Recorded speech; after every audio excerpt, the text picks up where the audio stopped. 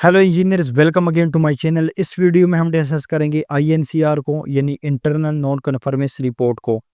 अक्सर दोस्त कमेंट करते हैं एनसीआर और आईएनसीआर के बारे में डिफरेंस। मैं ऑलरेडी वीडियोस बना चुका हूं एनसीआर, आईएनसीआर और एसओआर के बारे में। साइट ऑब्जर्वेशन रिपोर्ट भी होती है, ये भी एक वायलेशन है। आईएनसीआर जो है ये इंटरनल नॉन कन्फर्मेंस रिपोर्ट होती है।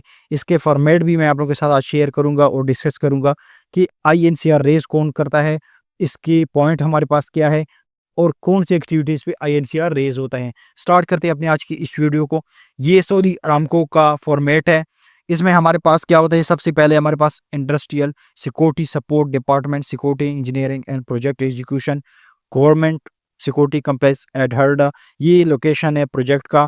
कॉन्टैक्ट नंबर, ये हमारे पास कॉन्ट्रैक्ट नंबर होता है। एनसीआर और आईएनसीआर में डिफरेंस क्या है और कौन इसको रेस करता है, ये हम डिस्कस करेंगे। इंटरनल नॉन कन्फर्मेंस रिपोर्ट और नॉन कन्फर्मेंस रिपोर्ट में डिफरेंस सिर्फ ये है कि ये दोनों वायलेशन है। डिफरेंस इसमें ये है सिर्फ कि एनसीआर जो है वो कंसल्टेंट का इंस्पेक्टर, यानी यहाँ अरामको प्रोजेक्ट पे जो है वो बीआईडी होता है, प्रोजेक्ट इंस्पेक्शन डिपार्टमेंट का इंस्पेक्टर होता है, वो रेस करता है। और आईएनसीआर जो होता है वो कॉन्ट्रैक्टर का क्यूसी इंस्पेक्टर जो होता है वो रेस करता है। एनसीआर और आईएनसीआर की जो टाइमिंग है वो 24 आवर भी है कुछ जगहों पे, कुछ जगहों पे 48 आवर्स भी है, कुछ जगहों पे ये 7 डेज भी है, क्योंकि रिमोट एरिया में इसकी ड्यूरेशन ज़्यादा भी चली जाती है। एनसीआर और आईएनसीआर में आपको डिफरेंट समझ आ गई होगी। एनसीआर कंसल्टेंट का इंस्पेक्टर रेस करता है, आईएनसीआर जो है वो कॉन्ट्रैक्टर का क्यूसी रेस करता है। अब हम जाते हैं इसके फॉर्मेट की तरफ। आईएनसीआर नंबर, अब तक कितनी यानी आईएनसीआर रेज हुई है, ये आपने नंबर यहाँ मेंशन करना है।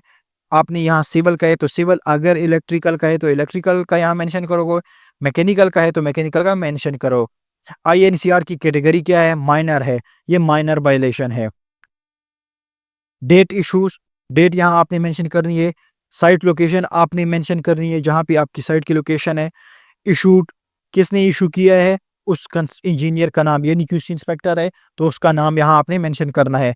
डिसिप्लिन कौन सी है, सिविल है। आपकी मैकेनिकल है, इलेक्ट्रिकल है तो आपने यहाँ पे मेंशन करनी है। एग्रीड कंप्लीशन डेट, अब एग्रीड कंप्लीशन डेट कौन सी है, 29 मई। अब आपने ये कंट्रैक्टर का जो डिपार्टमेंट होता है, कंस्ट्रक्शन टीम होती है ना, वो आपको डिसाइड करता है कि हमने ये जो वायलेशन की है हम इस डेट तक इसको ठीक कर लेंगे। वायलेटेड रेफरेंस डॉक्यूमेंट, आपने यहाँ पे स्पेसिफिकेशन जो आपकी रेफरेंस डॉक्यूमेंट है वो मेंशन करनी है। इंस्पेक्टर क्यूसी, सिविल इंस्पेक्टर जो है क्यूसी इंस्पेक्टर, उसकी साइन होगी। वेरीफाइड क्यूसी सुपरवाइजर से भी आपने साइन लेना है। अप्रूव्ड बाय क्यूसी मैनेजर से भी आपने साइन लेनी है। और अप्रूव्ड बाय प्रोजेक्ट मैनेजर, उससे भी आपने साइन लेने हैं। अब हम इसकी डिस्क्रिप्शन देखते हैं, ये हुआ किस वजह से और इसकी जो डिस्क्रिप्शन है आपने वो किस तरह लिखनी है। During site surveillance date March material yard area of Harda Government Security Complex, it has been observed that the construction did not store the hollow metal door and frame in a vertical position with blocking between the unit to allow air circulation. This is violation to the project specification section, which state the store door and frame or raised platform in the dry area in vertical position and blocking between unit and allow air circulation, keep store material covered and protective from damage of environmental condition. QC inspector कहता है कि मैं site पे inspection कर रहा था, मैंने check कर दिया कि हॉलो मेटल डोर जो थे वो वर्टिकल पोजीशन में थे, एयर सर्कुलेशन को ब्लॉक कर दिया। ठीक है, जो एक वायलेशन है और वायलेशन के उसने रेफरेंस भी ये बताई गई है कि साइट कंस्ट्रक्शन टीम ने ये वायलेशन की है, इस वायलेशन पे मैं इनको आईएनसीआर रेस करता हूं। इसका मतलब है कि ये एक वायलेशन है जो प्रोजेक्ट स्पेसिफिकेशन के मुताबिक है। रेफरेंस भी यहाँ पे मेंशन किए हुए है। Store door and raise platform and dry areas in vertical position with blocking between unit allow air circulation. इसका मतलब है कि स्टोर डोर एंड फ्रेम को आपने ड्राई एरिया में वर्टिकल पोजीशन पे ऐसे रखने हैं कि इसकी जो एयर सर्कुलेशन है वो हो जाए, यानी उसमें एयर सर्कुलेशन हो। ये एक आपने वायलेशन की है और उसको अभी इसने रेफरेंस भी दिया है कि इस रेफरेंस के मुताबिक आपने ये वायलेशन की है, अब आपने इसको ठीक भी करना है। अब वेरीफाई किसने किया है, Saudi Aramco project management representative ने किया है। रूट काज ऑफ वायलेशन, अब रूट काज क्या है, एनसीआर में जो है ना मेन चीज़ जो होती है वो आपकी डिस्क्रिप्शन होती है। आपका रूट काज होता है, करेक्टिव एक्शन क्या होता है और प्रिवेंटिव एक्शन क्या होता है, उसके बाद ये क्लोज आउट हो जाता है। अब रूट काज क्या है? रूट काज ये होता है कि आपने वायलेशन कौन सी की है, वो भी आपने यहाँ पे मेंशन करनी है। करेक्टिव एक्शन क्या है? Construction team is required proactively to arrange the material storage as per project specification.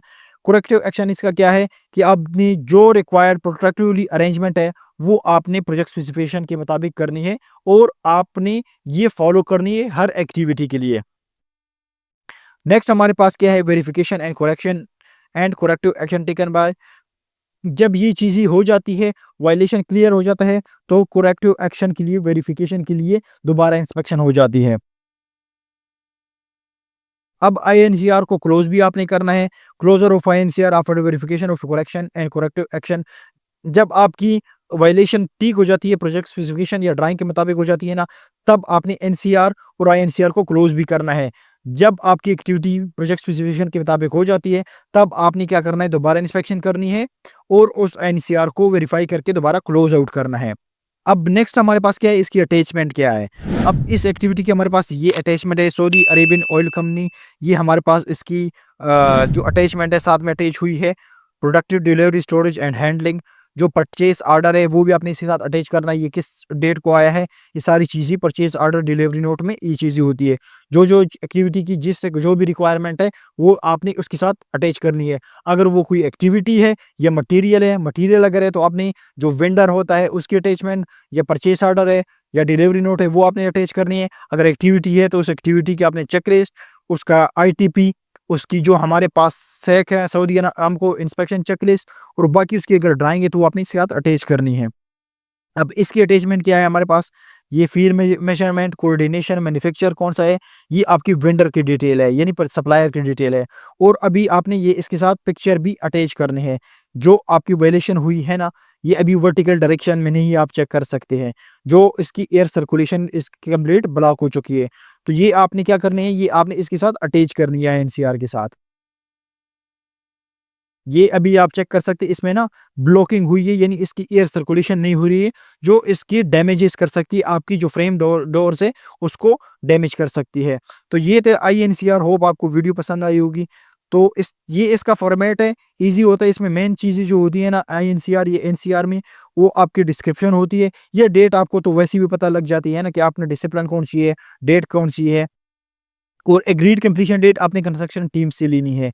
ये साइट की जो टीम है उसने आपने लेनी है। डिस्क्रिप्शन, रूट काज, करेक्शन और करेक्टिव एक्शन, और आईएनसीआर की या एनसीआर की क्लोज आउट। होप आपकी वीडियो पसंद आई होगी। इसमें किसी रिलेटेड क्वेश्चन है तो आप कमेंट सेक्शन में पूछ सकते हैं। Thank you.